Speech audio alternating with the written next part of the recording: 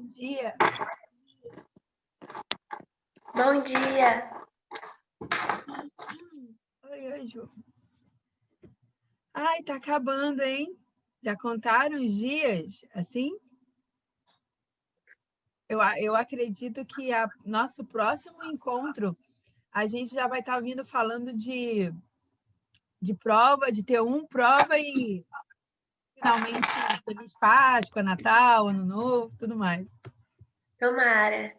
Porque segunda a sexta tem conselho, e aí a orientação foi aulas normais e tal, já comecem a explorar o livro e tal, e vocês receberão um calendário na sexta-feira. Então, quando vem calendário, já vem datas, né? Assim, quando que entrega as questões de como vai ser a T1, até quando entregar as questões da prova, enfim, tem toda aquela organização do bimestre. Então, assim, é batata. Segunda que a gente se vê segunda-feira que vem, com certeza já é tudo detalhadozinho. Aí também é aquilo, né? Aquele desespero para dar conta de tudo, né? Porque aí todo mundo vem falando o mesmo discurso, todo mundo marcando tudo nas mesmas datas, e assim, caramba, como assim? Por que não vem aos pouquinhos, né? Então já vão se preparando aí, foram, pelo menos em arte, né? Foram 2 semanas aí bem suave na nave e tal, tem, não tem, 15 dias de férias, né? Mas vai dar tudo certo. Olha só, para hoje, a nossa aula já está lá, tá? Gravadinha.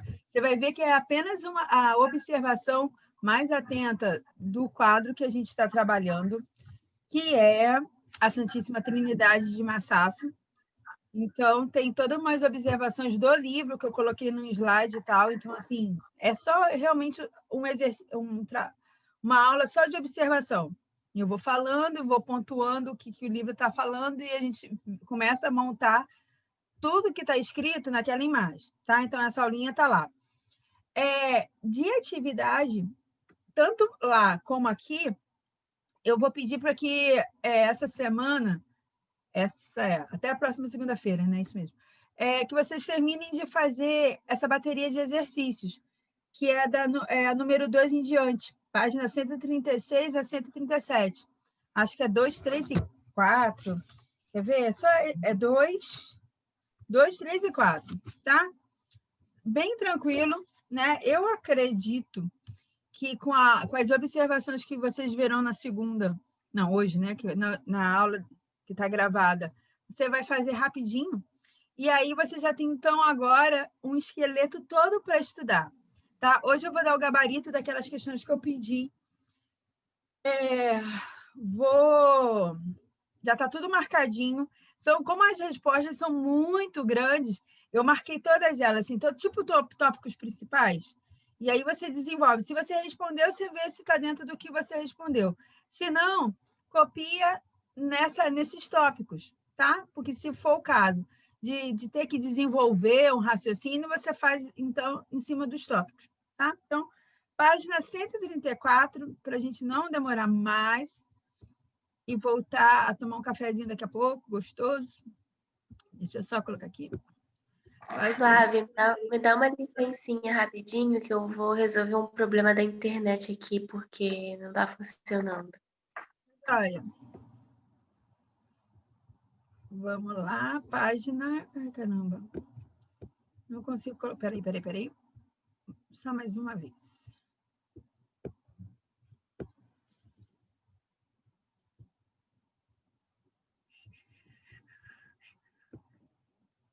Peraí.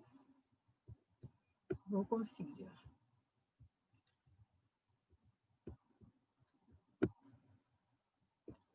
Ai, gente, cadê a página que era para estar aberta?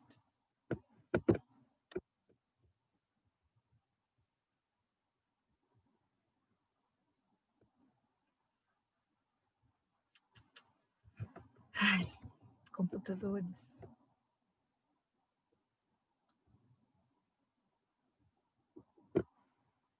Eu não consigo abrir. Será que aconteceu alguma coisa? Vou tentar. Consegue enviar a página? Descreva partes? Dá para ver? Dá Duda. Sim, dá. Então, tá. Dá para ver. Bom dia, Flávia. Bom dia, Chuchu. Olha só. Então, começa assim, na página 134, letra A, descreva partes da composição, detalhes, cores e posicionamentos. Nesse momento, você não precisa interpretar o que vê e nem listar sentimentos ou impressões, tá? Então, a parte principal da resposta são esses pontos em amarelos que eu coloquei para vocês. Tá? Então, a gente pode dividir essa composição então, em duas partes, superior e inferior. Aí, falando da parte superior, ela apresenta mais elementos e a ação com 6 figuras distribuídas. Aí, aqui embaixo, a parte inferior da composição apresenta uma espécie de cama mortuária, onde repousa um esqueleto humano.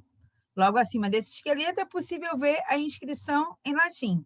Todas essas perguntas, só para relembrar, está sendo em cima da observação dessa aqui, tá?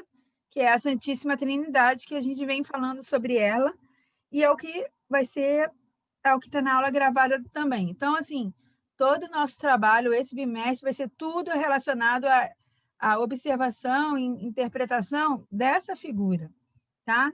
Então, voltando aqui para a questão, marca, por favor. Eu acho que é legal até. Não sei se eu vou conseguir. Quem quiser dar print, né, nas questões, depois colocar. Tá bom? Então, assim, eu preciso que essas informações aqui, caso venham ser pedidas em alguma prova, tal, de múltipla escolha, ou se você for discursiva, que você liste esses pontos, tá? Vou passar para B. Ai, não sei, será que dá certo se eu printar? Mas eu não vou conseguir cortar tudo. Depois eu printo. B. As expressões principais, a expressão princípios da linguagem visual é muito utilizada quando conversamos sobre a arte. Alguns desses princípios referem-se a contraste, coesão, equilíbrio, ênfase e repetição. Para você, quais desses princípios Massart utilizou para criar a Santíssima Trindade? Onde e de que maneira podemos localizá-los na obra? São muitas perguntas, né, para uma questão só, assim, eu dividiria isso. Mas vamos dar uma resumida. É possível identificar um equilíbrio bastante harmonioso entre cores escolhidas, em que predominam os tons de azul, vermelho e branco, tá? Essas cores são muito terrosas e suaves, porque se trata de um ar fresco. E você sabe que um ar fresco ele é uma pintura direta, né? Feita na parede, no suporte. Depois foi passado por uma tela e tal, beleza? Mas, por enquanto, por isso, para poder ficar igual a como foi a primeira obra, então, depois vieram logo para a tela. Vamos lá.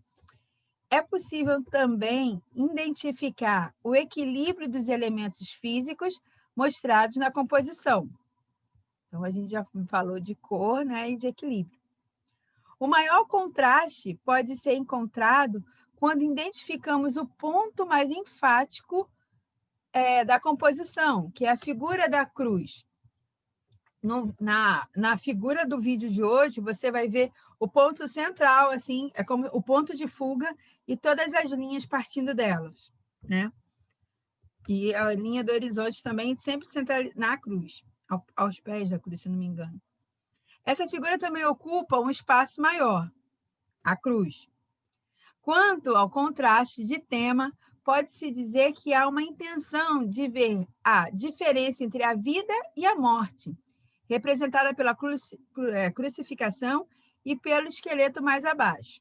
Ok? Então, aqui a gente conseguiu falar das cores, do equilíbrio, do contraste e do tema. contraste do tema também, tá?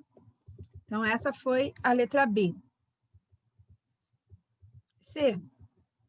A Santíssima Trindade de Massácio e muitos outros trabalhos da época do Renascimento são obras de arte muito complexas, tanto em seus temas como na riqueza de diversidade dos elementos da linguagem visual utilizada em sua criação. De que modo e em que lugares podemos observar diferentes tipos de linhas, formas, proporções, cores, tonalidades, textura, espaço positivo e negativo, padronagem e volumes na composição. Vamos lá, um resumão aí. Estão dispostas de modo vertical, colunas e cruz. Tá? Então, as linhas estão dispostas né, dessa maneira. Há linhas horizontais também, mas ela faz na parte inferior, onde repousa o esqueleto. Então, assim, ela é predominantemente linhas verticais, tá? Por isso que eu não marquei as horizontais. As linhas mais enfáticas, no entanto, podem ser encontradas no teto e dirigem nosso olhar diagonalmente, para a figura pregada na cruz. Quanto às cores, podemos identificar o predomínio de tons azuis, vermelhos e branco. Repara que, assim, em todo momento, ele frisa muito todas essas respostas, tá? Azul, vermelho e branco, em relação às cores. Se quiser botar um asteriscozinho aí, acho que vale a pena. Todo o espaço parece estar ocupado, mas é possível compreender que a sala retratada se estende, de certa forma, para o fundo da composição. Isso a gente viu claro num vídeo que eu postei da professora Patrícia de Camargo, né, que fala desse, por isso que esse quadro é tão genial, e foi tão genial na época aí, né, porque Massácio começou a trabalhar com essa perspectiva desse ponto de fulgo, muito assim, né, foi um dos primeiros, se não o primeiro. Então, você tem a ideia de que aquele quadro continua no fundo. Então, esse 3D aí no bidimensional chamou muita atenção, e chama ainda muita atenção, tá? Isso a gente já viu também. Afora os 3 personagens centrais da Santíssima Trindade, podemos observar outros 4, 2 do lado esquerdo e 2 do lado direito da imagem. O que cada um faz no contexto da composição? Para você, quem são esses 4 personagens? Justifique sua resposta. Você pode achar o que for, tá? E aí, como assim, uma resposta pessoal. Porém, tem observações muito importantes que, se forem pedidas, você precisa ressaltá-las, tá? Então, não dá para você colocar qualquer tipo de resposta, mesmo sendo pessoal. Ela tem que haver, né, com o que foi falado, né? Então, nem tudo que é pessoal a gente pode considerar certo e errado, tá? Assim, tem coisas que que a resposta é pessoal, mas você respondeu de forma equivocada, vamos botar assim, tá? Porque então tem observações importantes que precisam ser colocadas nessa sua resposta pessoal. Como, por exemplo, os 2 personagens na lateral apresentam auréolas, tá? E aí, se você não percebeu, corre lá na figura e dá uma olhada assim, né? O que faz entender que são considerados santos ou personagens bíblicos. Então, era uma forma de mostrar quem era personagem bíblico, quem era o santo e quem era uma pessoa normal, tá? Então, a auréola vem falando sobre isso, tá? A gente identifica a mãe de Jesus, que assim, a mulher que olha, né, diretamente, tal. Então, a gente pode identificar Maria, a mãe de Jesus. O homem sem barba é identificado como um apóstolo João. Tanto Maria quanto João também têm auréolas, tá? Pois ele frequentemente é retratado sem barba como uma pessoa mais jovem. Então faz sentido, né? A gente pode... é José? Não. Provavelmente era o irmão de Jesus, era João. E, por final, os patrocinadores da pintura, que muitas vezes pediam para serem incluídos em cenas bíblicas. São os dois últimos personagens que estão fora dessa cena, fora desse quadro, né, principal, dessa cena principal, porém, eles estão nas laterais e não possuem auréola, ok? Então, são os patrocinadores. E, se eu não me engano, isso a Patrícia também falou no vídeo dela, tá? Vamos continuar. Mais abaixo, vemos um outro personagem, um esqueleto deitado. A inscrição em latim, bem acima do esqueleto, diz: aquilo que és, um dia já fui. Aquilo que sou, vós também sereis. E eu acho isso, novamente, muito legal. Qual é a sua interpretação dessa frase? Levando-se em conta o tema do ar fresco de Massaço. Então, vamos lá. Todos que observam a pintura estão vivos, mas algum dia também irão morrer, tornando-se como esqueleto. Né? É muito da ideia da cultura mexicana, da Catrina, né? Daquele esqueleto todo arrumado, sabe? Dizendo que, por mais riqueza que você tenha, todo mundo é igual, né? Todo mundo tem o mesmo tipo de esqueleto. Beleza? E, por último, e não menos importante, letra F de Flávia. Jesus morreu há mais de 2000 anos. Massaço pintou o ar fresco no início do século XV. Pensando nessas afirmações e no tema da pintura, você acha que o pintor italiano teve a intenção de criar uma representação histórica da crucificação de Jesus? Justifique. Mais uma vez, é uma resposta pessoal que você precisa apontar essas observações aí que eu marquei, tá? Ou apontar à sua maneira essas questões. Massaço não quis representar cena em detalhe, como ela realmente aconteceu. Jesus não foi crucificado dentro de uma sala de arquitetura clássica, ok? Então, essa é a primeira observação. E os patronos, que foram os que bancaram essa obra, retratados na obra de Massaço, também não estavam presentes quando a crucificação aconteceu, o que era muito normal, né? Os donos da obra querem sempre pediam para ser incluídos naquela cena bíblica, naquela cena que ele contratou o artista para poder pintar. Joia? É isso, príncipes e princesas, tá? Passei todo o gabarito, eu vou ver. Dá tempo? Eu vou ver se eu pinto, tá? As páginas. E hoje eu coloco, então, quando eu colocar essa aula gravada, eu coloco, então, os arquivozinhos das imagens com essas partes grifadas, tá? Que eu acho que vai facilitar na hora de poder estudar. Não vou voltar mais para cá novamente, nem falar de novo dessas respostas, mas já fica, então, um arquivo aí para estudar essas questões quando começar toda a história de aula, de prova, né? E de conteúdo, enfim. E esse já é de cara nosso último conteúdo, então, com certeza, vai ser isso que será cobrado. Beleza? Dúvidas? Tranquilo, né? Então, ó, um beijo, boa semana. Tchau, beijo. Vocês são do terceiro ano, né? Eu bem recebi um convite da professora de mentoria, de português também, né? Sim. Aí eu, ai, meu Deus, vamos lá, eu aceitei, vamos ver o que sai do novo tema aí de vocês. Tá bom? Então, eu vou encontrar com vocês lá em novembro.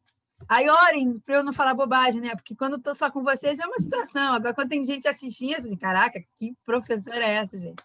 Falar com a Tânia. Um beijo. Tchau, tchau, boa semana. E qualquer coisa é só mandar, tá? Bye, bye. Beijo, Flávia. Tchau.